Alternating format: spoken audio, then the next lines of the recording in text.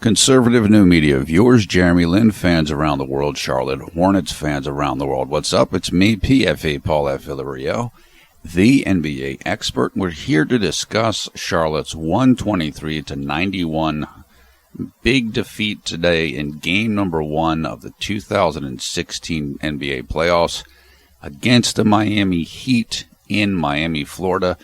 Miami leads the best of 7 series 1-0 games.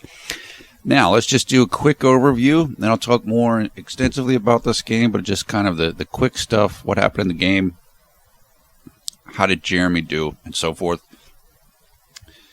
What happened to Charlotte was they just got thoroughly outplayed and out-executed in this game. I'll go over more of kind of how that happened as we progress here in the video. But it was a situation where it seemed like everything Miami did worked and nothing Charlotte did worked. And it was almost like watching a bad movie, and you know that it's going to be bad like 40 minutes in, and you still have to watch it for the whole 2.5 hours. That's kind of what this game felt like when you were watching it, and that may have been how the Hornets felt playing it. I was surprised that Charlotte was not able to make a push in the second half. I thought there was a good chance Charlotte would come out and kind of get things a little bit more under control as they were trailing by 17 points at halftime, but it wasn't the case. It got worse. We know Charlotte's come back in a number of games this year, but they just weren't able to do it today. That's the summary of what happened in the game. How did Jeremy do? Jeremy Lin, 9 points, 2 rebounds, and 3 assists in 25 minutes played. Jeremy shot 2 of 4 from the field. He took no attempts from three-point range, 5 of 6 from the free throw line, no steals, no block shots, 2 turnovers, 4 personal fouls. Jeremy's plus-minus was -12. He played the most of any bench player in this game, and he also played more than Cody Zeller did, even though Cody Zeller started. So Jeremy actually got the 5th most minutes on the team today. He played a fair amount, and given how Miami is playing right now, and that they're going to a smaller style, small ball, I think Jeremy might end up playing even more minutes as this series progresses, and I'll talk about that in a little bit. Overall, I thought Jeremy did a good job. He wasn't incredible, but he was good. He had some tough moments, like when he was guarding Dwayne Wade, and Miami decided to isolate Dwayne Wade in post-ups against Jeremy, but Dwayne's big. He's bigger than Jeremy is. Dwayne is about 6'4", legitimately, and I'm talking about in his bare feet. And he's probably about 220, 225 pounds. He's very strong, very physical. And Jeremy can match up with a lot of shooting guards. He can even match up with some small forwards. Dwayne Wade is a Hall of Fame level player, and it's difficult to guard him, and Jeremy had a little bit of a tough time with that, but overall I thought he played well, and I think he's going to be important as the series moves forward. So that's the kind of the quick overview. Not everybody can watch these videos in their entirety, so we just want to kind of get a quick glance for those viewers who can't watch as long, what happened and how did Jeremy do.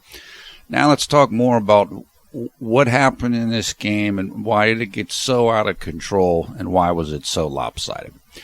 First of all, Miami scored 41 points in the first quarter. That is a new franchise record for the Heat in any quarter in their playoff history. So basically, they came out and they were hitting everything, and Charlotte couldn't slow them down. So basically, Miami jumped on Charlotte. They got them down and on their heels very quickly. They had a 19-point lead after the first quarter, and after that, it was relatively smooth sailing for the Heat. I mean, none of the other quarters were nearly as lopsided as that, but they didn't have to be because Charlotte was already in a defensive position. So that's the first thing that happened. The second thing that happened is, as I alluded to in the overview, everything that could go well for Miami did go well. They were better shooting three-pointers than Charlotte was.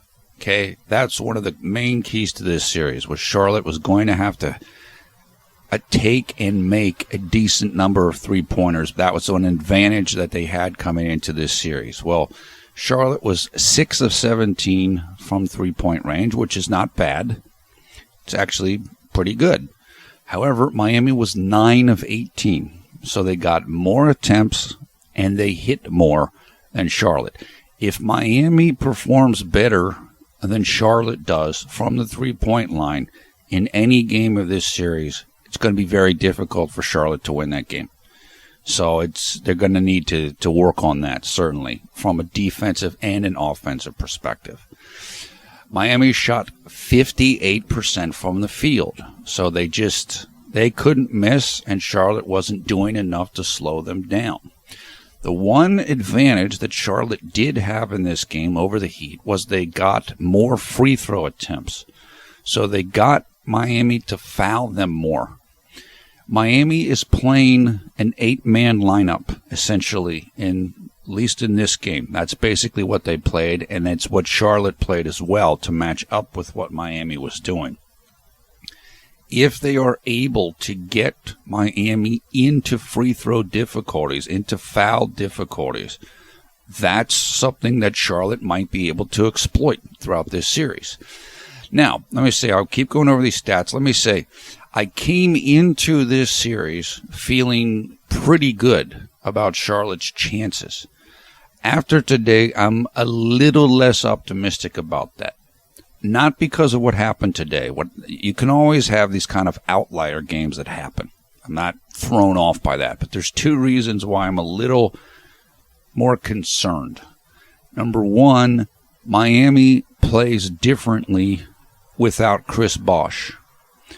They play a smaller style. They start Luol Deng at the power forward, and now they play a brand of basketball that matches up better with Charlotte than what they were playing before. So that's one issue. So in other words, the two teams played 4 times this season. But Charlotte only played against this version of Miami maybe twice, maybe once. I don't remember, honestly, right now. So the small ball Miami is, I think, more of a problem for Charlotte. Number 2 is they now have Joe Johnson, who is the starting small forward.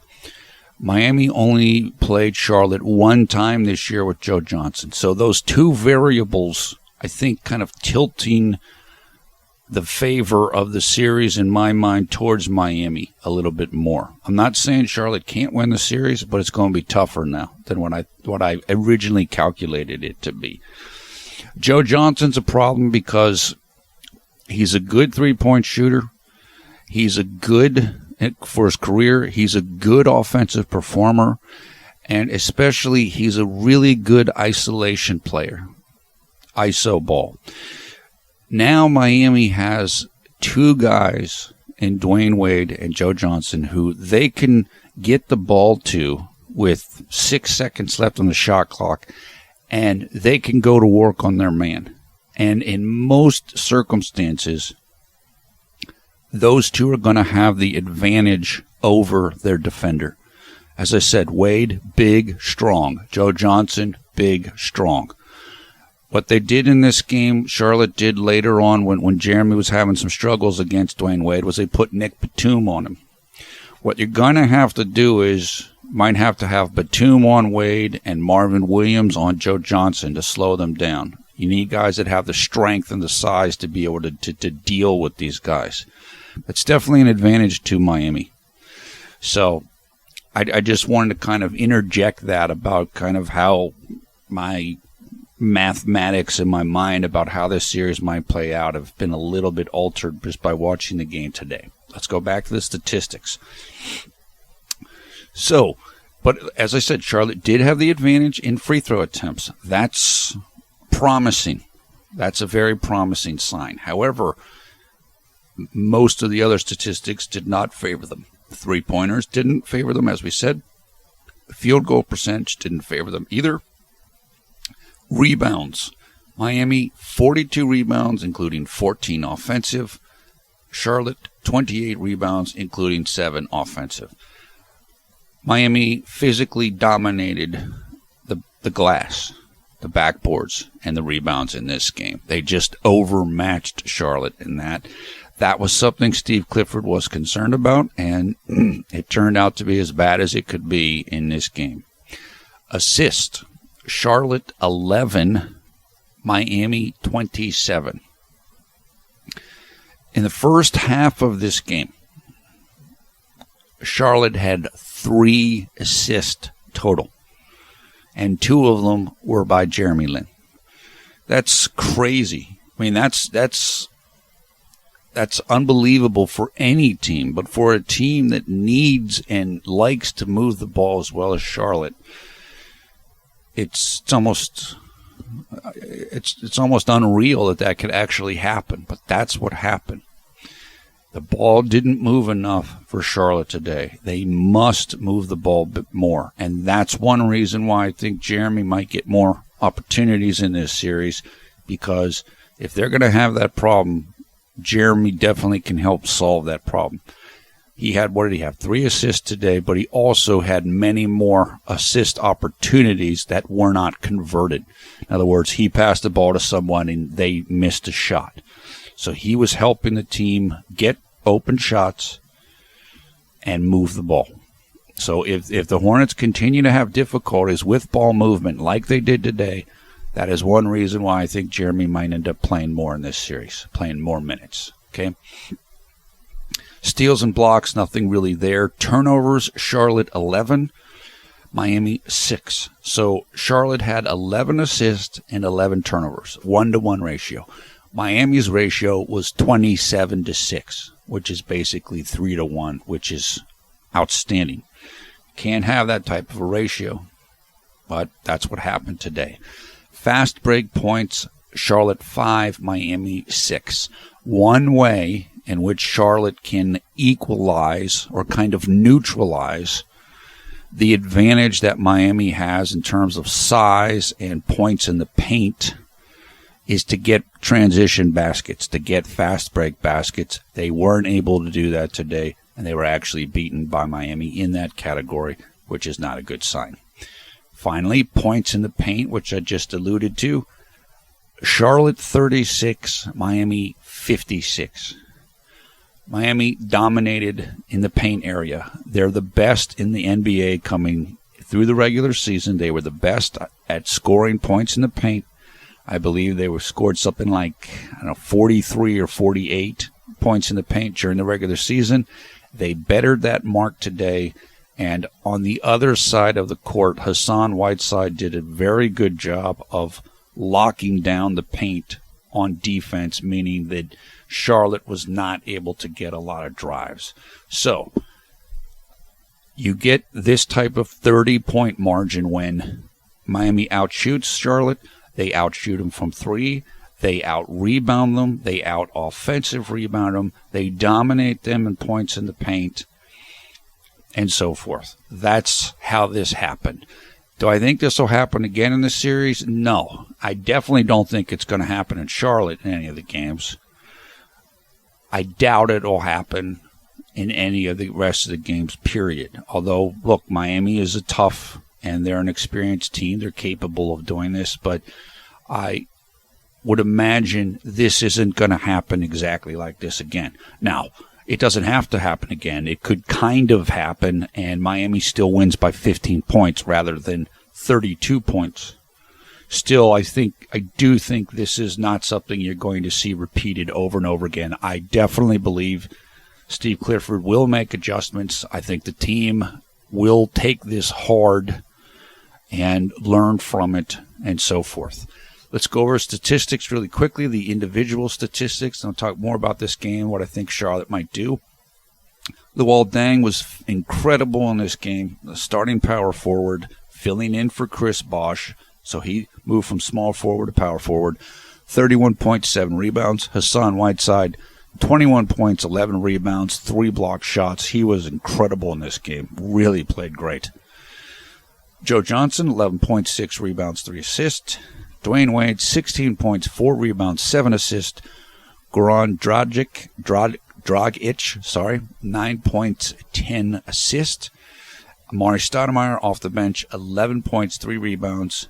Justice Winslow, Jason Richardson each had 8 points off the bench for the Heat as well. So basically, Miami's using their starting lineup, which is Dragic, Wade, Joe Johnson, Luol Deng, and Whiteside.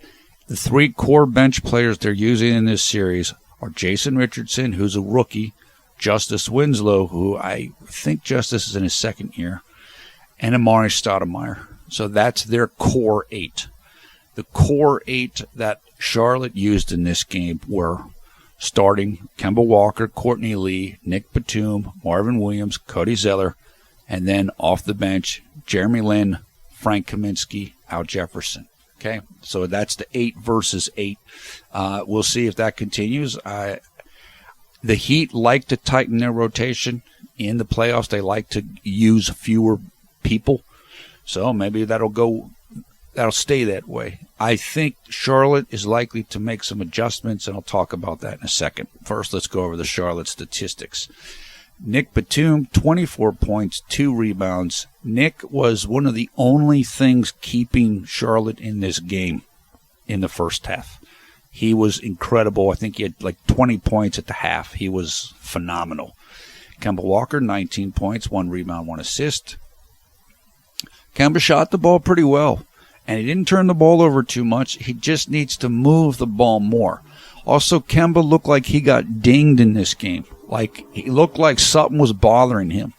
I noticed he got hit in the sternum, kind of hit in the chest bone in the first half, and that may have been bugging him throughout the game. He didn't look like he was feeling so great as the game continued. Al Jefferson off the bench, 13 points, 5 rebounds. We already talked about what Jeremy did. Cody Zeller, 9.7 rebounds. The person who really struggled, like the matchup that really hurt in this game, was Luol Deng against Marvin Williams. Marvin Williams, 2 points, 3 rebounds. Luol Deng, 31 points, 7 rebounds. Marvin's a very proud guy. You know he's going to take it personal, and I expect to see a much different thing. Look, the good thing for the Hornets, because they're so good playing at home. Yeah, the Miami beat them at home this year. Okay, but they're still a great home team. They only have to win 1 game in Miami. It doesn't have to be game 1. It could be game 2. It could be game 5. It could be game 7. If they can get 1 game in Miami, then they have the home court advantage. So maybe it can be game 2. Now, what do I think Charlotte's going to do here? I think there's a very real chance that because of how Miami's playing and because they are playing small, I think there's a real chance that you might see a shakeup, particularly in the bench unit. Maybe you're going to see less of Frank Kaminsky and maybe more of somebody like Troy Daniels or Jeremy Lamb, and maybe more Jeremy Lin. I think Clifford was experimenting with that during the game. I believe he was kind of, I think he had a really, really small lineup on the court at one time. I have it written down, but I don't want to look it up right now. It would take too much time. I want to say it was something like Kemba, Jeremy, Courtney, and maybe Nick playing a small power forward, and then Cody Zeller or Al Jefferson. Kaminsky had a difficult time guarding his position in this game, and that's because he has to guard guys like Luol Deng, who's much quicker than him. In other words, Frank's a little bit too big. If he was guarding Chris Bosh, okay, yeah, he can do that. But if you put him against somebody like Luol Deng or Joe Johnson, he's going to have a very difficult time doing it. And so I think what you might see is Charlotte go even smaller. And I know that Brent Barry, who was announcing the game for TNT here in the United States, mentioned something similar to that, and I agree with it. Not only is Frank a little too big for this small ball Miami, also Frank's a rookie. He's played great as the season has progressed, but the playoffs are different than the regular season. I thought he might have had a little bit of rookie jitters today. And so maybe you go with somebody else, or maybe you rely a little bit more on somebody like Jeremy Lin, who's been in the playoffs before, as compared with Frank. I have to see. I have not listened to anything that Clifford or the team has said after the game. I do definitely have faith that Coach Clifford and his staff will make adjustments. I'm sure they will. I'm positive the team is going to play better and harder than they did today. It's like Miami punched them in the mouth. They weren't ready for it. And then by the time they kind of got their wits about them, it was too late. They just couldn't get it going. But there are some strategic things that probably can be adjusted, and I think that the team will work on that between now and the next game. The good thing also for the team is that the next game does not take place until Wednesday the 20th, which means there's 2 days off between now and then. The team isn't traveling. They're staying in Miami, I would imagine. So they have 2 days to rest up and kind of think about what happened. In the first round of the playoffs, you get the games are very spread out. And that's because there's so many teams in them then. At that point in time, you have 16 teams participating. And so they want to spread out when the games are on television. So you get these wide gaps between when the games take place. In this instance, that could help Charlotte. Think a little bit more about this loss. Let it sink in. Feel upset. Make some adjustments. And let's go from there. Like I said, if Charlotte comes back in game number 2 and they sneak it out and they win by 2 points, nobody cares about this game. This game completely goes away and it's irrelevant. So we will see what happens. I think that's about it. That's really about all I have to say. Let me say actually one other thing. The Brooklyn Nets have hired a new head coach, and that man is Kenny Atkinson. The reason why this is important for Jeremy Lin fans, well, there's 2 reasons. Number one, we told you in the update video, the last video that was done before this video, and excuse me for my raspy voice. I don't know, I guess I'm just mucus drop or something. Sorry, that's a little gross. Mike D'Antoni was thought to be in contention for the Brooklyn Nets job. Well, obviously, he's not in contention anymore because Kenny Atkinson has been named the head coach. But a good thing about this is that Kenny Atkinson was one of the assistants under Mike D'Antoni when Mike D'Antoni coached Jeremy Lin for the New York Knicks in 2011-2012. And not only was he one of the assistants for D'Antoni, and therefore Jeremy knows him, also he is said to be the person who most worked with Jeremy.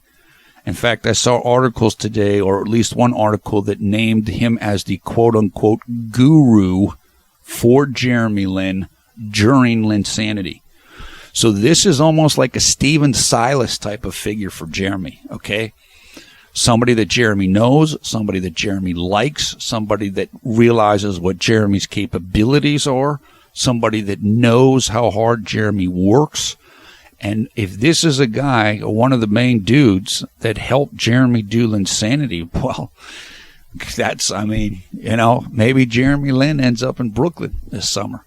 Sure, we'd like Mike D'Antoni to be there, absolutely, under an ideal circumstance, but this could work. As I mentioned, the Brooklyn Nets, their starting point guard this year, I believe, was Jarrett Jack. He's a good point guard, a little bit older than Jeremy. Doesn't have the passing skills Jeremy does. But Jarrett Jack tore his anterior cruciate ligament in one of his knees. And so next year, I would imagine he would be significantly reduced at all if he even plays. And the backups to Jarrett Jack are Donald Sloan and Shane Larkin, who are good, but Jeremy's better. So we got to keep our eye on Brooklyn now.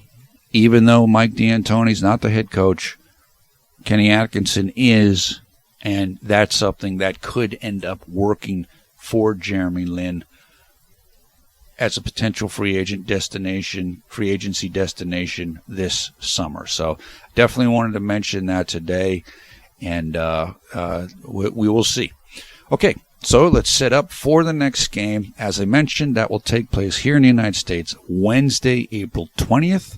It is once again in Miami, in South Florida, and it will take place here in the United States at 7 p.m. Eastern Time, and it will be shown on NBA television here in the United States. That means the game will take place Thursday, April 21st at 7 a.m. in the morning in Taipei, Taiwan, and throughout China as well. As I said, look, just try to win that game. You win that game, you're exactly where you want to be. And you are in control of this series regardless of what happened in this game number one. I'm eager to hear what the team said after the game. I'm eager to hear what Steve Clifford said. I can go listen to that stuff, those videos soon. And I have to just take it from here. Like I said, Miami is more formidable than I thought they were going to be for the reasons I mentioned earlier, the small ball thing and getting Joe Johnson. But I'm still confident in Charlotte. Charlotte still can do a lot better than they did today. They could still win this series. But they're going to have to think about it. They're going to have to make some adjustments. Okay, thumbs up, thumbs down, your comments below. I hope you guys are enjoying the playoffs, even if you didn't enjoy this game. Like I said, this game wasn't particularly enjoyable to watch. I want to thank Gary Chen for the artwork you're looking at right now. Gary is a artist and blogger in Taiwan, and he is a member of the Jeremy Only Lin fan group. You can learn more about Gary and Jeremy Only Lin if you follow the information for them in the video description below the video player. Also in the video description, you'll find information to check out highlights of this game. Finally, there you'll find information how you can come and join the Conservative New Media Facebook group, and how you can come follow us on Twitter as well. We usually tweet during the games, as we did during today's game. Once again, I'm PFE Paul F. Villarreal, the NBA expert. Thanks a lot for watching Conservative New Media. We strive to be the #1 Jeremy Lin YouTube fan channel. Tough game today. There's no way around it. Just a tough outing, and look, it's just the team can learn from it. Remember, they got crushed by the Spurs earlier in the season. It was by 30 points or something. They recovered from it. They can recover from this. And let's just come back and get it stronger. And we are excited about the news of the Brooklyn Nets hiring Kenny Atkinson. I do think that might set up for Jeremy Lin. I can't say it for sure. It depends. I mean, Kenny Atkinson is a new head coach in the league, meaning that he might not have a bunch of say in who the Nets should get. Now, the Nets have a new general manager as well in Sean Marks, but obviously Marks is a general manager and Atkinson isn't. So I don't know how Sean Marks feels about Jeremy Lin. Although, obviously, if Brooklyn did look into getting Jeremy, I'm sure that Sean Marks would talk to Kenny Atkinson about him. But what I'm saying is I don't know how much power Kenny Atkinson is going to have in that choice. On the other hand, Jeremy, if he opts out of his contract, which we would expect him to do, he can choose where he wants to go. But, of course, it would be nice if Brooklyn wanted him to, rather than just Jeremy wanting to go there. So we'll see what happens. But the free agency, or the potential free agency discussion, still in the future. We've got a series to win. And I just tell you, hang in there. Sometimes what happens in one game doesn't mean anything for the rest of the series. But we'll see what happens. Maybe we'll learn a little bit more in game number 2. Take care. We'll talk to you in just a couple of days as we go to game 2 from Miami, Florida. Hang in between now and then.